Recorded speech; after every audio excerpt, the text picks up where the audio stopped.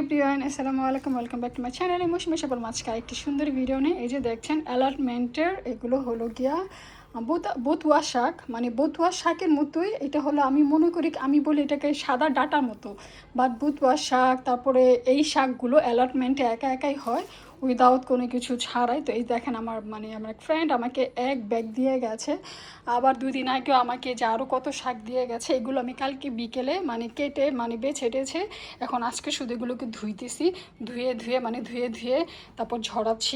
এগুলো আসলে শাক কোটাও যেমন কষ্ট, কোটার পরে খুব ভালো করে ধুইতে হয়, কারণ অ্যালার্টমেন্টে থাকে মাটি থাকে, বালু থাকে, দেখেন এই যে পোকা থাকে, এগুলো থেকে একদম থেকে আমাকে ক্লিন করতে হবে। ক্লিন করে তারপর ধরেন এই যে ধুইতেছি, 2-3 বার করে ধুচ্ছি, ধুয়ে তারপরে ধরেন আবার এই যে এখানে রাখতেছি।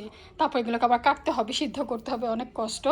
তরকারি রান্না করে ফেলেছি, যে দেখেন তরকারি এখানে কিন্তু চিংড়ি মাছ দিয়ে আলু দিয়ে একদম ঝোল একটা ইয়ামি সেই লেভেলের একটা তরকারি এখন রান্না হয়েছে আমার। এখানে তরকারি রান্না করে ফেললাম, এই যে দেখেন। আর এখানে আজকে এখন এগুলোকে সিদ্ধ করে পরে ঠান্ডা করে ফ্রিজে রাখবো। এগুলোকে কেটে আজকে বিকেলে বসবো, এগুলোকে কাটবো, ক্লিন করবো, কালকে এগুলোকে ধুয়ে সিদ্ধ করে ফ্রিজে রাখবো। তো আসলে এরকম ফ্রেশ শাক, অর্গানিক শাক, কোনো ফরমালিন নাই, কিছু নাই, এগুলো খেতে এত মজা, কি বলবো আপনাদেরকে। আপনারা যা এরকম শাক, এই শাকগুলো পান, ফেলে দিবেন না, এগুলো খাবেন, এগুলো কিন্তু খাওয়া যায়, ঠিক আছে? এগুলো খেতে পারবেন আপনারা অনায়াসে।